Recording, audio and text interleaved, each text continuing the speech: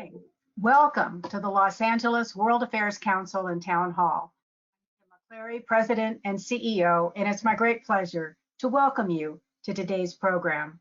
We're so excited about bringing back our in-person events, beginning with an exclusive members-only tour of a new exhibit at the Skirball Center. This will be happening in July. We're also planning to fully reopen our in-person events to the public starting after Labor Day. So stay tuned and check out our website to stay abreast of all upcoming programs. For those of you who would like to ask Dan questions, there's a control panel on the right-hand side of the screen where you can type in your questions, and Jessica will do her terrific job as usual managing all of your input and questions in about 35 minutes during the Q&A portion of today's program. Dan, it's time to bring you on. Politics in the time of coronavirus. Never a dearth of great topics for you to dive into every week. Well, the challenge for Jessica and Claire and me every week, Kim, is trying to figure out how to limit ourselves to 3 topics because there is so much going on in the world. Thank God we've got you every week here to put it all together for us. Let me get through the 3 topics and hand it right over to you. Topic number 1, 1 year after George Floyd, race relations, police reform, and public safety. That'll do it for one discussion there. Number 2, addressing immigration at the source, the U.S. challenge in Central America. And finally, Gridlock Watch. Will Biden and Congress get anything else done this year? Take it away, Dan. Thank you. Well, thank you very much, Kim. And thanks to all of you, as always, for joining us for this conversation. We've got 3 topics today, as always, but what I will tell you at the outset is that 2 of them are particularly complicated, and that's the police reform and public safety and criminal justice conversation and the discussion about the root causes of immigration and what the Biden administration intends to do in Central America. So I'll warn you in advance, if we don't get to the 3rd topic about Biden and Congress moving forward, that's sort of a perennial. And so if we don't get to it this week, we'll certainly make sure that we talk about it a week from today. But let's go ahead and dig in, because just over 1 year after George Floyd's death, it is worth looking back, not just at the extraordinary occurrences of last spring and summer, but what's developed since then. Now, last spring and summer, the country began an unprecedented conversation about race relations and discrimination, along with a often overlapping discussion about police reform and public safety. And many people call that a racial reckoning, but I don't think we'll know if that's an accurate term or not until we see more of an impact going forward. So the best place to begin today is probably to ask all of you for your thoughts as to where we are as a result of all this public attention and debate. So Claire, thank you very much. So the first question for all of you is, how would you characterize race relations in the US today? Do you think they're much better than a year ago? Do you think they're slightly better than a year ago? Do you think there's really been no significant change over the last 12 months?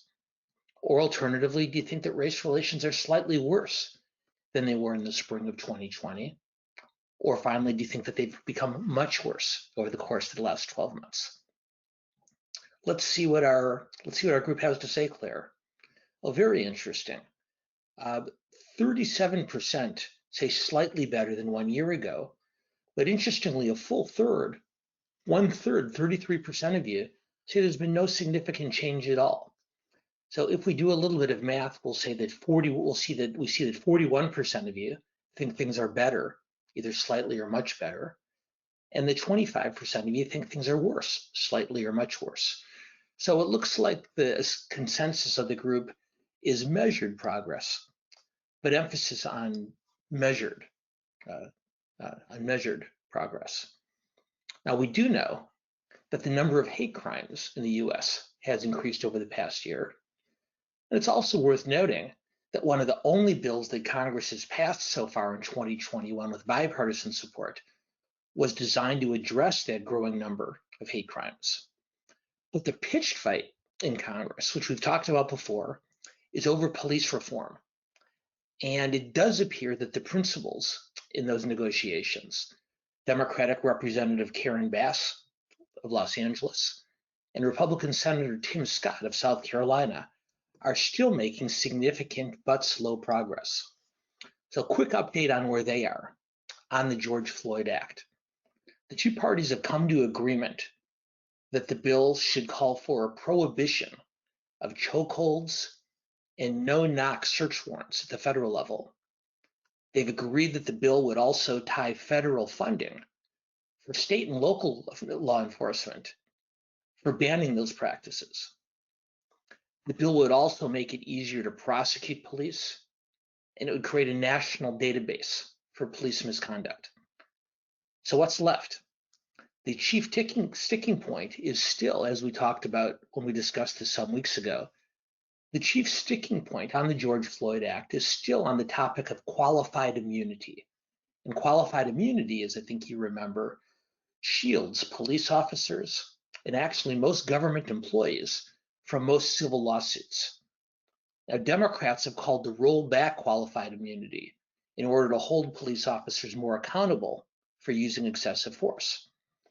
Now, what Senator Scott has proposed instead is making police departments, rather than individual police officers, liable in civil cases. He argues that an individual police officer does not have the financial means to compensate the victim of this type of abuse, and argues that if police departments and municipalities were held responsible, that it would go a much longer way toward changing the culture of police departments, as opposed to addressing these types of things on an officer by officer basis. So it looks like they're going to be able to resolve this, but it is taking a while. But let's broaden this out a little bit beyond what's going on in Congress to what's going on in the rest of the country. Because the biggest questions by far relate to the role that police play in our communities. Now, a lot of attention was paid last year to the so-called defund the police movement. These were calls for redirecting police budgets toward mental health and social services. And while there were some on the left who called for the complete elimination of police departments, most of those who used the term defund the police were talking about shifting funding from police departments to social services and other types of prevention measures. But over the last year, those shifts have been complicated by a very visible and an alarming rise in crime in most of the nation's major cities. And so 1 year after the debate was about whether to defund the police, what we're now seeing, if you excuse the language, is we're now seeing efforts to refund the police. Many American cities are restoring money to their police departments or proposing to spend even more than they were last year. In New York City, in Los Angeles, in Baltimore, in Oakland, in Denver, in cities all over the country, much of the money that was being cut last summer is being restored. And all told, in 3/4 of the nation's largest cities, the political leaders want funding increases, at least in those places where next year's budgets have already been proposed. Now, many of these cities, of course, are led by Democrats who supported the protesters last year. But these mayors and council members are finding it difficult to keep police budgets down after seeing such a large rise in crime over the last 12 months. Murder rates are up by double digits in many cities. And in the last 3 months of 2020, homicides rose by almost 1/3 in cities with a population of 1 million or more. And that's according to the FBI's quarterly crime report. We don't have updated data for the first quarter of 2021 just yet. So why is crime up? Well, experts point to what they call a perfect storm of factors. The economic collapse caused by COVID, the social anxiety because of the pandemic, the deep policing in many major cities after last year's protests, the subsequent shifts in police resources from neighborhoods to downtown areas because of the protests, and the release of criminal defendants, either before trial or before sentences were completed, to reduce the risk of the spread of COVID in jails. And you add all those things up, and it's understandable why crime has spiked to the degree that it has. Now, many Americans believe that the best way to address the historic racial inequities in the criminal justice system still is to redirect police funding into these other areas. But increasingly vocal opponents of those ideas argue that if we police less aggressively, crime will increase. And that's a burden that historically falls disproportionately on disadvantaged and minority communities. So Claire, now might be a good time to put up our second question and see what our group thinks about those competing priorities. What do you think is the best way to increase public safety in the US? Is it to increase funding for local police departments, as some cities are now beginning to do? Is it to maintain police funds largely where they are, but to increase funding on social services? Third, is it to shift funding from police to social service organizations, that is, reducing funding for the police in order to fund preventive measures? Or fourth, as some have said, to simply eliminate traditional police departments and use those resources to create more social service support mechanisms for communities at risk. So let's see what we got for this one. Look at that. Very interesting. Almost 3/4 of you said maintain police funds, but increase spending on social services. No one in our group wants to eliminate traditional police departments. I said those tend to be relatively few voices on the far left. And then smaller numbers, 12 and 13%, want to increase funding for local police or to reduce funding by moving it to social service organizations. So the group seems to think, let's keep police spending where it is, but let's invest more in these types of preventive measures. And what I will tell you is the mayors and council members of most of the country's biggest cities don't necessarily agree with this group. And I suspect we're going to see a continued effort to increase funding for the police, not at the expense of social service spending, but to invest more than we currently do in public safety. And we'll talk more about that in a few minutes. Now, we've got some empirical data that demonstrates that putting more police on the street reduces crime. We know that African American and Latino communities have much higher rates of serious crime, and therefore African American and Latino individuals are much more likely to be victims of a serious crime than whites or Asians. We also know, as I mentioned earlier, that homicides have gone up precipitously over the last year, particularly in these at-risk communities. But none of this data answers the most important question. For communities suffering under high burdens of both policing and crime, does the benefit of more police outweigh the costs of the policing to both individuals and communities? And let me explain my use of language on that question. There's a new study out from the National Bureau of Economic Research, and it shows that policing really does disproportionately burden African American communities, especially when it comes to low-level offenses. But it also disproportionately benefits these communities, not just by protecting victims from the people who police arrest, but by discouraging the commission of many of these violent crimes. Now, the authors of this study found that bigger police forces reduced what they call index crime. Index crime are serious offenses such as violence, burglary, or robbery.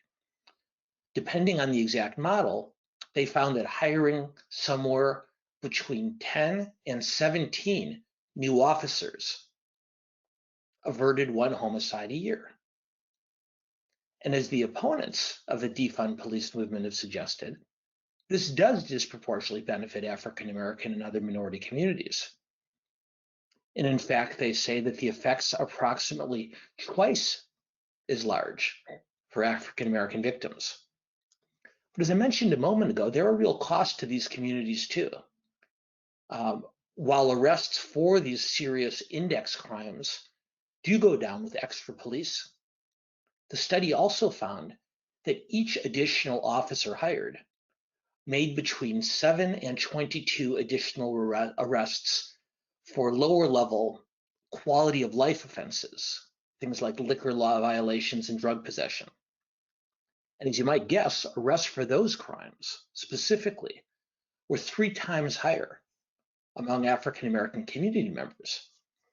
And that's not good for the community either. Being hassled by police is a source of real fear for many people, not to mention the infringement on their dignity and the general corrosive impact on community trust.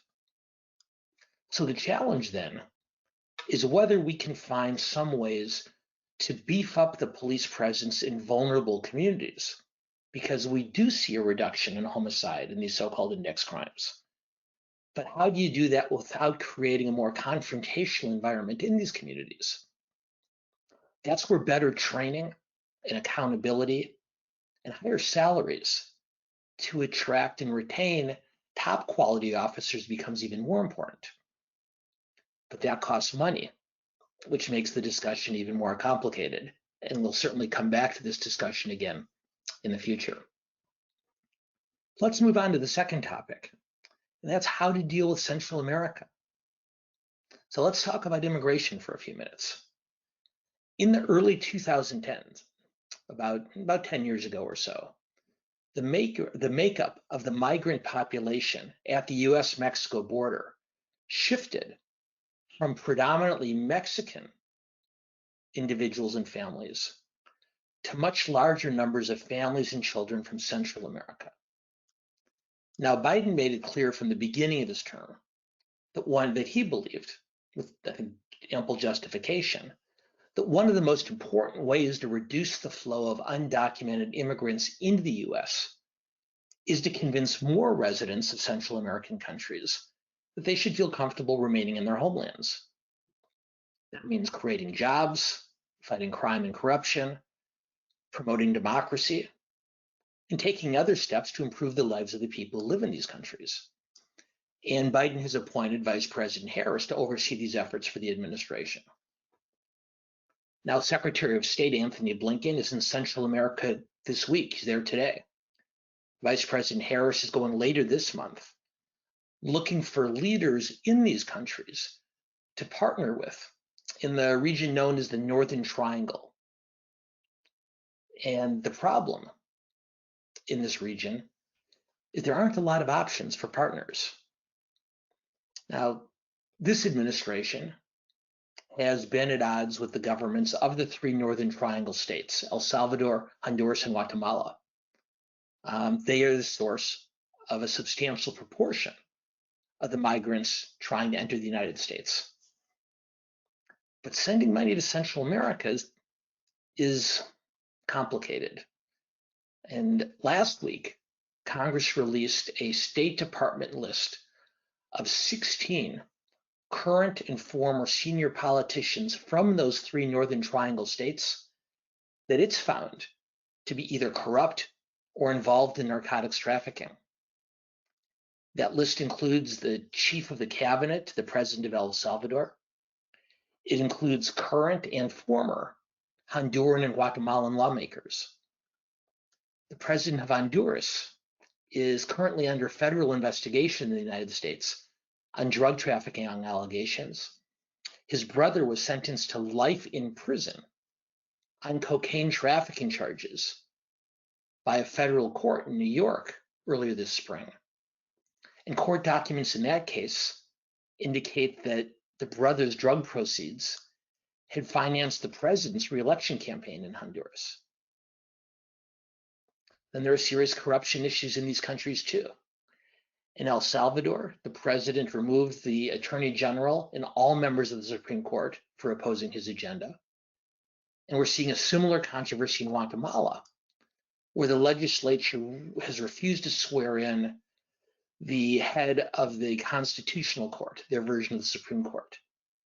So on one hand, in order to stem the flow of undocumented immigration in these countries, we have to go to the source. On the other hand, there's a real challenge in finding reliable partners at the source. So Claire, let's ask our group another question if we can. What do you think? Should the US work with corrupt or undemocratic governments in Central America in order to decrease the flow of undocumented immigration into the country? We have 4 options for you.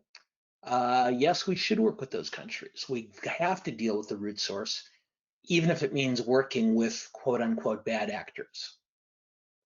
Yes, we should work with these countries, but not with the government leaders, but rather with non-government and nonprofit and community organizations, even if that's less effective than working with the official structures of government.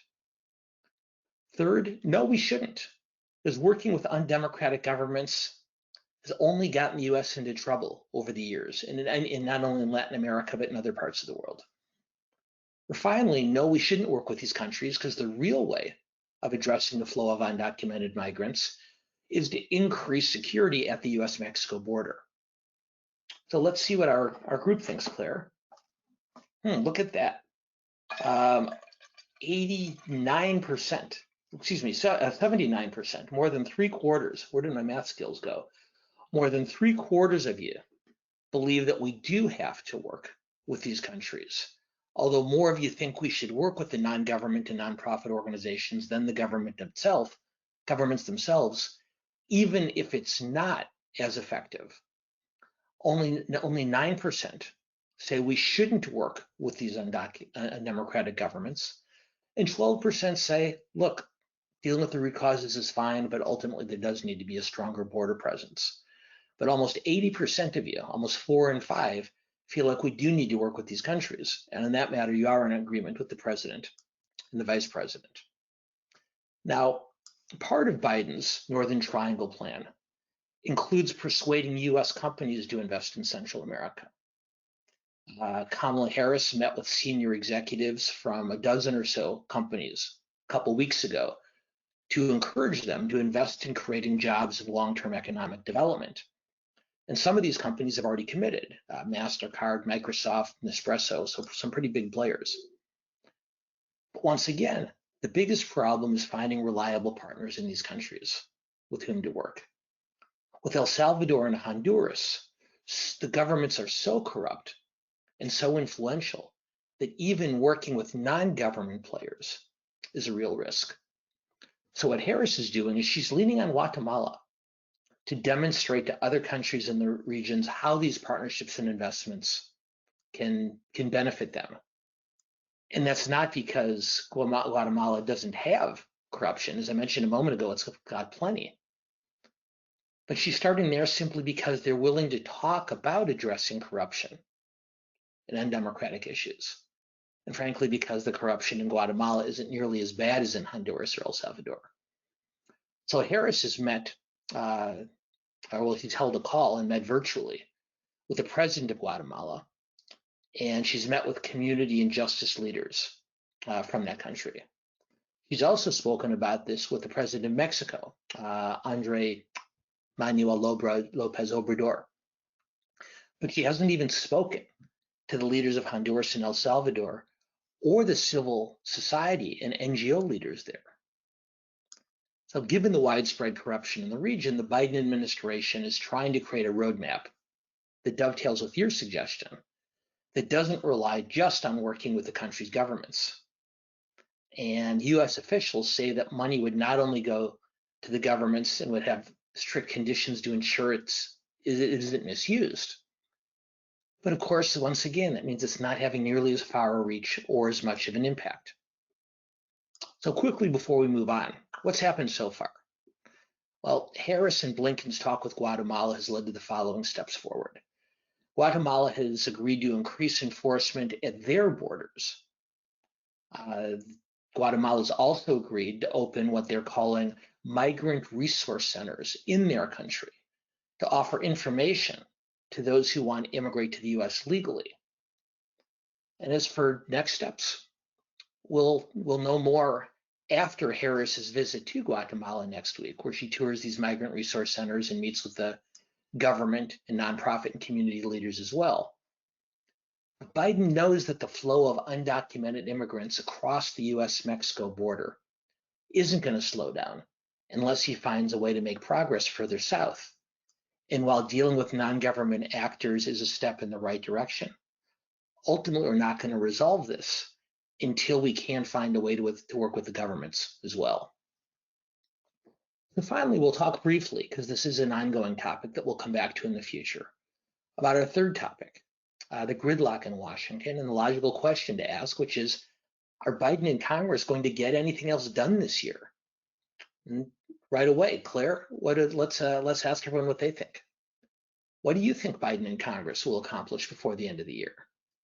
One, they'll make sweeping change with most of Biden's policy priorities. That's what Jen Psaki says. Second, that Biden will find a way to compromise with Republicans to achieve at least some positive movement forward on his policy goals.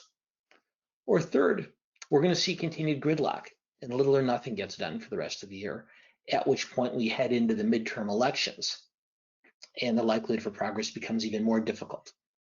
So Claire, what did we get from our group? Very interesting. 51% believe that Biden will ultimately agree to some compromises in order to move forward. A third of you say gridlock all the way, nothing but. And a smaller percentage still think that he will be able to accomplish a broader assessment of his goals. Well, for those of you who are less optimistic, we saw some evidence right before the Memorial Day weekend.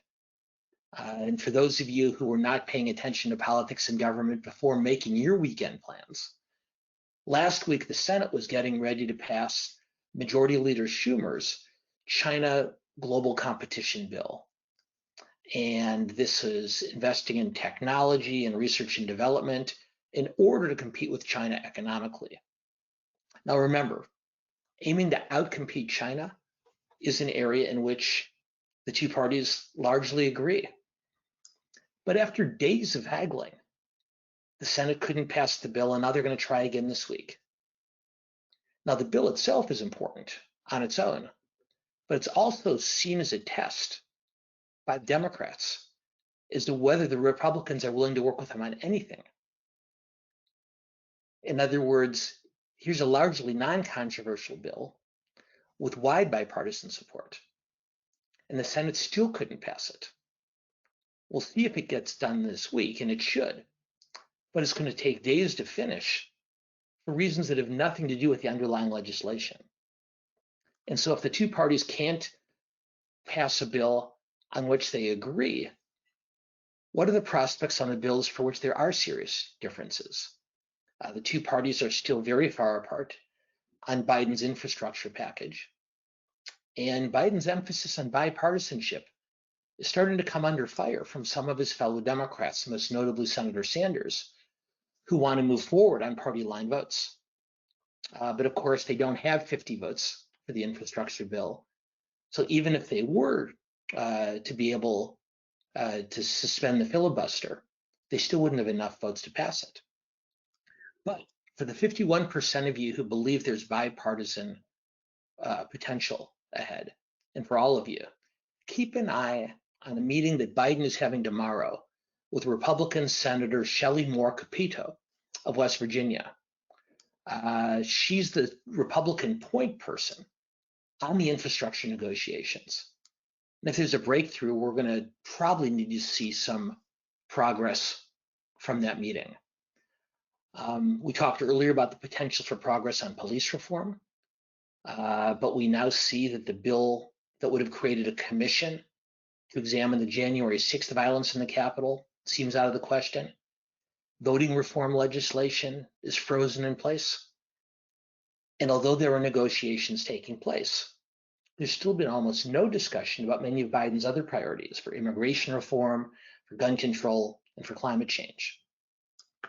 So then the question then becomes for Biden, with little likelihood of these measures winning enough Republican support to get 60 votes to pass the bill without a filibuster, Biden has a choice. Does he scale back his ambitions, as about half of you predicted, or does he abandon hopes of a bipartisan compromise and instead roll back the filibuster? Now, the arguments on this are pretty familiar by now. Does Biden support the filibuster's elimination to accomplish his policy goals, even if he knows that Republicans will do the same thing the next time they have the majority? Or does he respect tradition and continue to look for possible compromise? Claire, let's put up our last question, and then we'll go to a broader discussion with our group. So what do you think, given the landscape now? Should the Democrats eliminate the filibuster? We have three options here for you. Number one, eliminate it completely and roll the dice. Number two, suspend it rather than completely getting rid of it. Suspend it on specific issues. Or third, we should leave it in place, given both tradition and the potential for Republican backlash. And we've asked you this question in the past, but it'll be interesting to see whether there are has been much of a change of opinion on your parts. So what have we got, Claire? So 84% say that we should eliminate the filibuster to some degree, 30% completely, and just over half of you say on specific issues. And only 16% say leave it in place. So it's clear not only from Congress, from Democrats in Congress, but from this group that the pressure on Biden is going to continue to build throughout the summer unless he can provide a breakthrough on infrastructure or on other issues. Now, I'm going to ask Jessica to join me in just a second, but just to wrap this up, Biden, as you all know, has talked a lot about bringing back an environment in Washington in which the two sides can work together. The problem is that very little about the Senate operates the way it did when he served there. But to be fair, Biden has also changed. He's president now, and he's no longer that quintessential moderate voice that he was throughout his years in the Senate. Instead, he has signed on, or he's pushed forward, the most ambitious progressive agenda of any president in generations. Now, in conversations with congressional Democrats, Biden's been telling members of his own party that with any bill, this is the way he puts it, he says, with any bill, there are must-haves, things that must be in the bill, and like-to-haves, things that you'd like to have but you don't need. And in these meetings, Biden's been urging Democrats to consider the pieces of these bills on each of these topics that they could live without. And he stresses to them that the chances for compromise, the chances for progress on these bills is very, very low without some compromise. But he's not getting much of a reception from congressional Democrats on this. And at a certain point, he's going to have to make a more definitive decision. And of course, we'll watch it and talk about it every step of the way. So we've gone a few minutes over today, and I apologize for that, but we're still pretty close to the bottom of the hour. So Jessica, if you're willing to join me on screen, and how do our questions look? They're coming in a lot. So we'll jump right in here. What does the George Floyd Justice in Policing Act of 2021, a comprehensive bill to improve and monitor police behavior, do to existing police practices? Will all police departments have to reform? Okay. So as we talked about earlier, the bill as it currently exists would prohibit chokeholds and the so-called no-knock search warrants at the federal level. It wouldn't prohibit those practices at the state and local level, but what it would do is tie federal funding for state and local law enforcement to the willingness of individual police departments and sheriff's departments being willing to ban those practices. And it would also make it easier to prosecute police and to create a national database of police misconduct, which is going to make it much, much harder for a police officer who's been fired from one place to be hired in another locale, because there is a database that a potential new employer would be able to search. So it's an absolute ban on these practices at the federal level.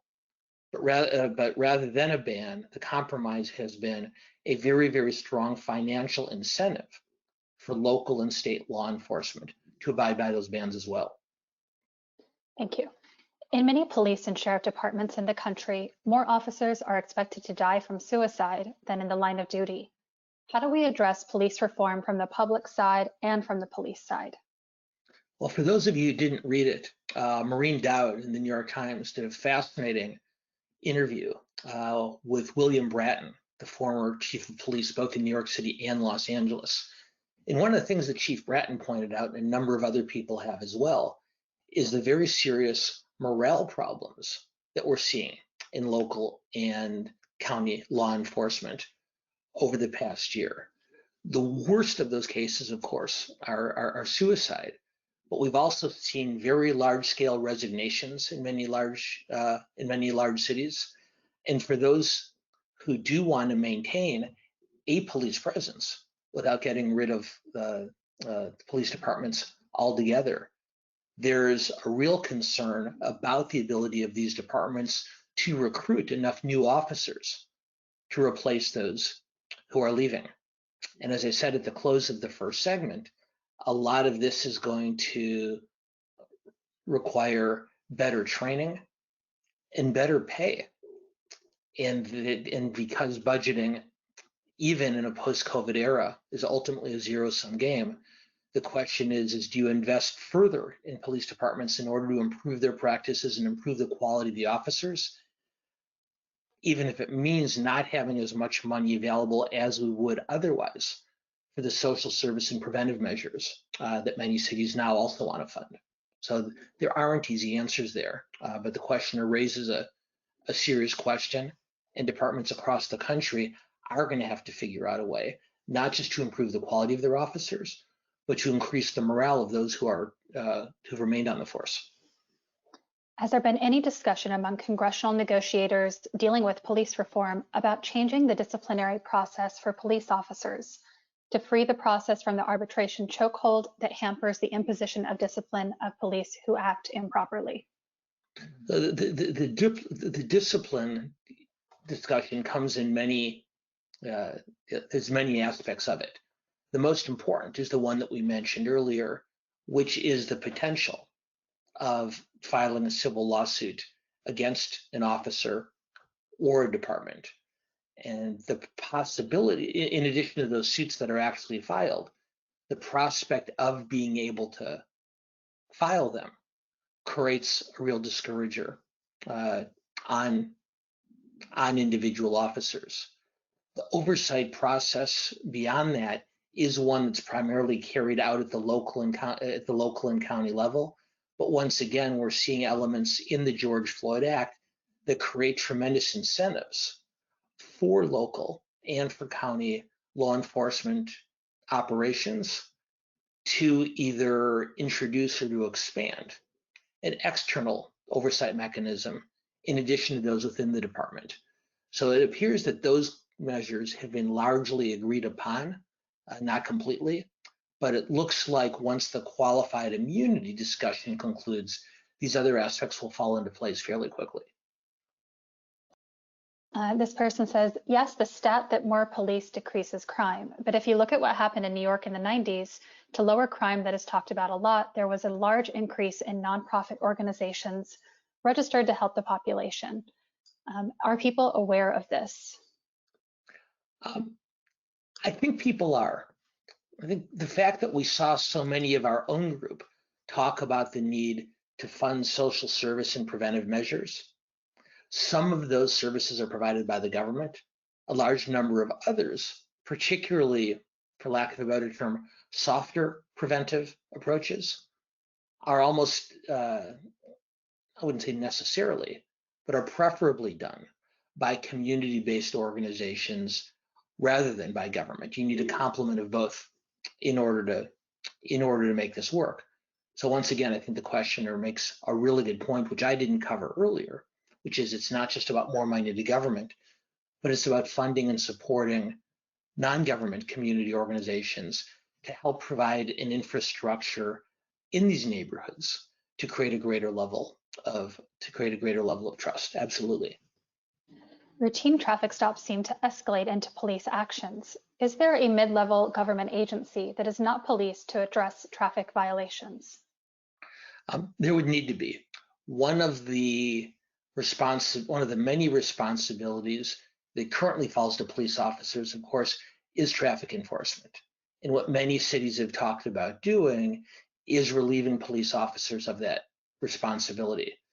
Though what's not clear, and different cities are going to make different decisions, is would you create a unit within the police department to deal only with traffic as opposed to more serious crimes? Or alternatively, is that something that would be handled by a separate entity of government? I don't know which is better, but what I do know is that either one costs money. So even if you take money out of the police department in order to fund a freestanding traffic entity in a local government, you're still spending just as much, if not more, in order to provide that service. I'm not aware of any decent sized city that has said, we're simply not going to oversee traffic violations anymore at all. But what's very clear is that for minor accidents in many cities where no one is injured, that the police will no longer respond to those calls. And one of the ways of shifting funding around that we've talked about would instead leave it to the motorists to file a police report without hitting an officer or officers on the scene. That's not ideal either. But once again, when we're talking about prioritizing more serious or violent crimes, this is one of the options that many departments are exploring in order to also provide money for the social services that we've been talking about as well. Pivoting to Central America, to what extent is Mexico willing to take in immigrants from the Northern Triangle? Mexico is not been particularly cooperative with the Biden administration. Obrador made it clear to President Biden early on that he would be much more likely to be cooperative if the United States were willing to share more COVID vaccines with Mexico. But at least so far, it appears that the only way to encourage Mexico to create a greater border presence at its southern border has been through the direct threats that they received from the Trump administration. And that motivated Mexico in a way that they had not been previously to monitor their own borders more strongly. There had been some efforts under Obama and Bush along those lines, but to be fair, they weren't nearly as effective in motivating Mexican government leaders as Trump's more direct threats were. And one of the many challenges that Biden is attempting to navigate right now is to encourage Obrador and his government to reassert itself at their southern border to a greater degree without resorting to those direct threats. Should the USA try to reinvigorate the Organization for American States so we all work together to solve the problems of Central America, possibly including the removal of corrupt politicians in exchange for help? Well, it's interesting because Secretary Blinken's trip to Central America today, this week, is for multinational, multilateral meetings. And so while he may have meetings one-on-one with representatives from the three Northern Triangle countries that we've talked about, it's very clear that the State Department is looking at just those type of multilateral outreach efforts, which has been Biden's hallmark, of course, not just in Latin America, but on the Pacific Rim with Russia and in other key trouble spots around the world. Harris, it appears, while Blinken and the State Department concentrate on a broader regional effort, it looks like Harris is going to focus more on those three individual countries. But I think the questioner makes a good point, and it does appear that the State Department is, if not through OAS, through other multinational organizations, looking to bring in other cooperating parties in that region to help take on the challenge. How can legal immigration contribute to the illegal immigration crisis? How can legal immigration contribute to the illegal immigration crisis? I'm not certain I understand the premise of the question. It's my own belief is that when you create greater opportunities for legal immigration it actually decreases undocumented immigration. But I have to admit I'm not sure the premise that the questioner is trying to address. So I'll apologize, and hopefully we can address the question again in the future with more detail available. Perfect. What's happened to the Supreme Court case regarding the Dreamers? Why don't the Democrats try to pass a clean bill to protect the Dreamers rather than try for a broader immigration bill, which gets caught up in partisan politics? Well, there are bipartisan conversations going on relating to immigration reform. And if there is going to be a bipartisan agreement, it's very likely to include a pathway to citizenship for the Dreamers, as well as enhanced border enforcement and presence. That gives both sides, both parties, one of their top priorities, but doesn't address the issue in a more comprehensive way. If that kind of bill can make it out, then it does indicate that Biden has been successful in convincing his fellow Democrats that the perfect shouldn't be the enemy of the good. That said, there are a lot of good people and a lot of smart people in the Democratic Party who would argue that because the Dreamers, those individuals who came here as children with their parents, that address it, that they are I don't like the term, the most popular cohort of undocumented presence in this country. And so the worry among many Democrats is that if you create citizenship or opportunities for citizenship for the Dreamers, it makes broader immigration reform even more difficult. And they've argued with the Biden administration very, very strongly that if he does move forward with citizenship for Dreamers, that he's condemning a much larger number of undocumenteds to a future with little or no possibility of citizenship.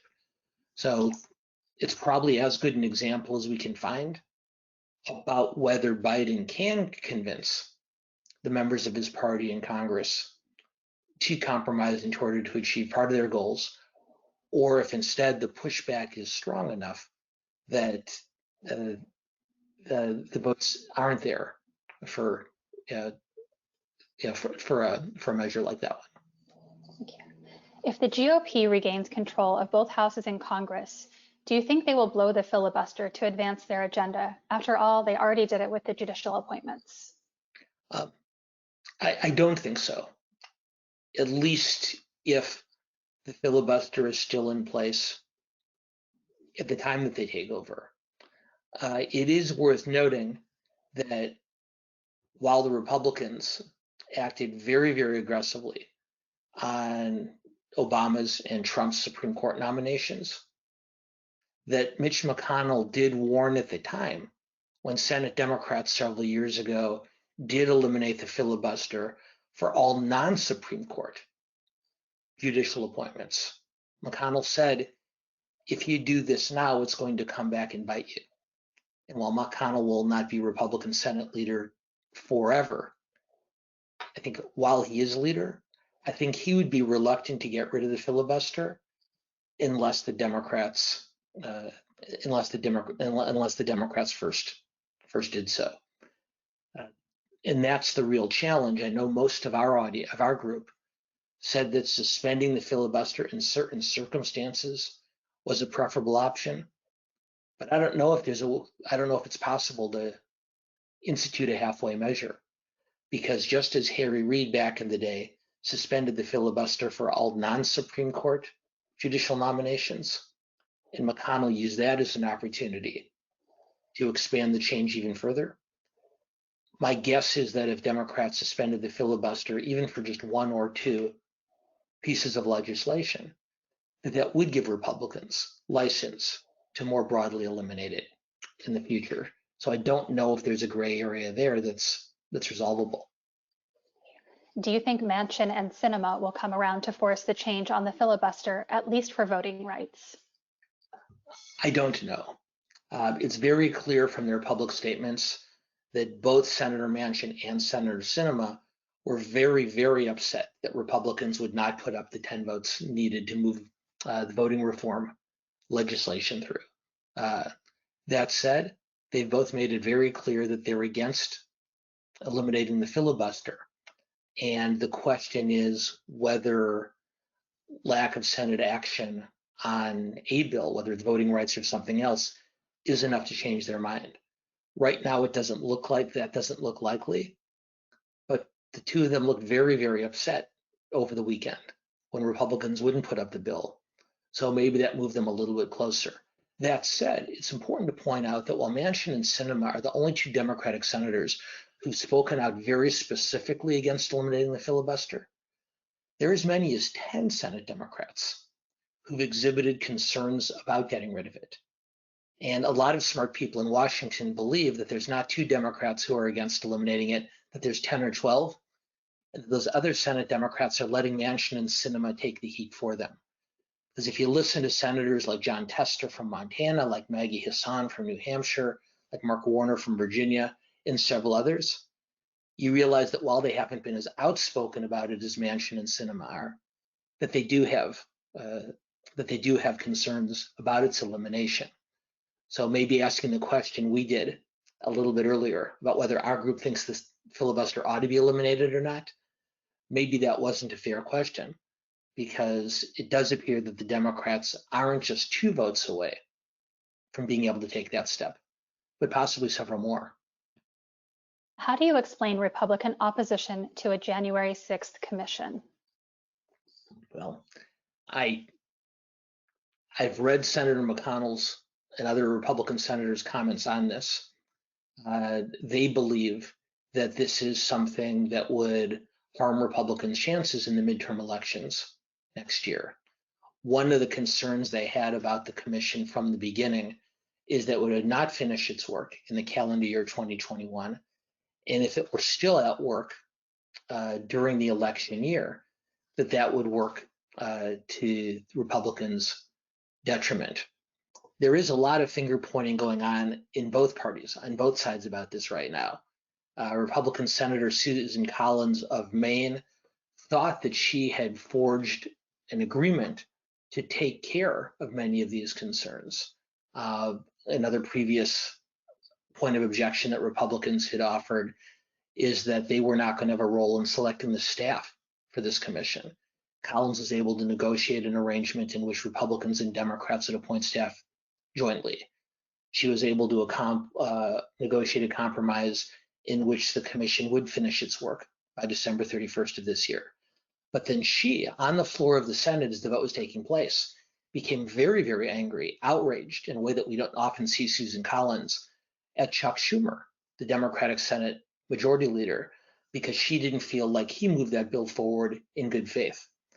Bottom line is, Republicans do think that arguing this out in a midterm election year hurts them, but there are, but the charges do go back and forth. Won't Republicans look bad if they are against childcare, paid leave, and other decency issues? Well, I think Republicans will look bad by opposing some of what Biden calls his social infrastructure plan. Republicans will look bad for opposing that with some voters. And as we've talked about on this program before, there's a number of suburban voters with college educations who've historically voted Republican, who've been turned off to the party as under Trump, it reached out much more aggressively to white working class and religious voters. So will voters be upset about that opposition? Some will. The gamble that congressional Republicans are taking is that the voters who they've brought into their fold in recent election cycles don't see that as as high of a priority. And so while they realize that some voters will move away from them on it, they believe that most of those voters have already switched sides. There seems to be many different reports about Biden's popularity. Where do you think he stands? Biden stands largely where he did a month ago and a month before that, and on the day he was inaugurated. His public approval ratings in most polls are just over 50%. There's anywhere between a 10 or 15 point margin between his approval and his disapproval ratings. And despite all of the events of the last 5 months or so, those poll numbers are largely unchanged, primarily because our country has become so polarized. One thing that is worth noting in Biden's poll numbers, though, is that on the very specific question of his handling of the COVID crisis, his levels of support are much higher. And even 1/3 of Republicans who oppose him on almost everything else have indicated that they do agree that Biden has done a good job on the COVID recovery front. But for the most part, the polls haven't moved, and it's difficult to see them moving that much, at least as long as the electorate does remain as bifurcated as has been the case for some time now. What would it take to amend the rules or procedure to require senators to actually show up for a filibuster, which might reduce the use? Okay. Well, there's actually some discussion about that move, and there's actually been some debate about it. In other words, the question is whether the Senate can vote itself to change those rules and require a senator to be in presence, or if it's something that has to be done externally or even constitutionally. There's also a difference of opinion as to how much of a difference that would make, because when we have seen senators of both parties filibuster in recent years, rather than it being a point of embarrassment for them, it becomes a point of pride. Look at how I'm standing up against those horrible people on the other side. So requiring those who are filibustering to be on the floor might not have as much of a disincentive impact as many people would expect. One intriguing idea would require not just the senator himself or herself who's filibustering to be on the floor, but it would require all 41 senators who are not voting for a bill to be there. I'm not certain that can be accomplished through legislation. That might require a constitutional change. But if not just the 1 or 2 senators who are vociferously opposed to a bill were required to be on the floor, but all 41 senators to prevent a 60-vote cloture had to be there, then at that point, it probably becomes much easier to break, because keeping 1 or 2 people on the floor of the Senate is a lot easier than keeping 40 or 41. Thank you. This will be our final question. Can you speak a little bit more about what happened in the Texas House this weekend and what you think the ramifications will be? Sure. Many of you probably read the coverage out of the state of Texas, because the state legislature there, like the legislature in Georgia and Montana and in other deep red states, moved to pass a series of bills that would dramatically alter voting access in their state. It was a bill that was strongly opposed by Texas Democrats, and when the Democrats came to a point where they understood that they did not have enough votes to stop the bill from passing, they simply left. And every Democratic member of that House left the floor and left the Capitol. And what that did is it deprived the legislature, the Texas legislature, of a quorum needed to pass the new voting bill in the state of Texas. Now, Governor Abbott, the Republican governor, has threatened to call the legislature back into special session to pass that bill. He's also threatened to cut off legislative funding until they, as he says it, do their job. But at least for the time being, Texas Democrats were able to prevent this bill from passing, and used it as an opportunity to attempt to send a very strong message to President Biden and to congressional Democrats, essentially saying, hey, we're doing everything we can in Texas, but we needed to pass a voting rights bill in Washington. Great. Well, thank you so much. We went right to the end of the hour, and again, it flew by. So Dan, thank you so much, and to our audience, thank you as well. I'll turn this back over to Kim. Thank you, Jessica. As always, we really appreciate it. Great job, Jessica. And Dan, you went from race relations to immigration to gridlock in an hour. I don't know how you have the breadth, but you do it so well. Thank you so much for all your time. Thank you, Kim. And I also want to thank our audience. The questions that you all submit to Dan's programs every week are just superb. So thank you for keeping us on our toes. We love your questions. We have some terrific upcoming programs, including next week, Dan back with politics in the time of coronavirus. We also have a very special program for everybody tomorrow, Notre Dame de Paris, Restoring a Gothic Masterpiece. We also have a terrific financial program on Thursday talking about special purpose acquisition companies. These are SPACs, which are now taking over IPOs and have a great impact on the investment community. So please check out that panel. They are really superb. Next week, the future of gun policy and the Second Amendment, also a conversation with our Lieutenant Governor of California. And on the 16th, Dan will also be doing a separate program for us in terms of the Palestinian, what we're calling a Palestinian program. We did one on Israel. So we've got a terrific panel that Dan's going to come back and moderate for us. So go to our website, check out our upcoming programs. You can also watch all of our former videos on our website. You can make a donation, become a member, or renew your membership. So go today, lawacth.org, and check us out. Everybody stay safe, and we'll see you tomorrow. Dan, thanks so much. Thanks so much, Kim. Have a great week, everybody.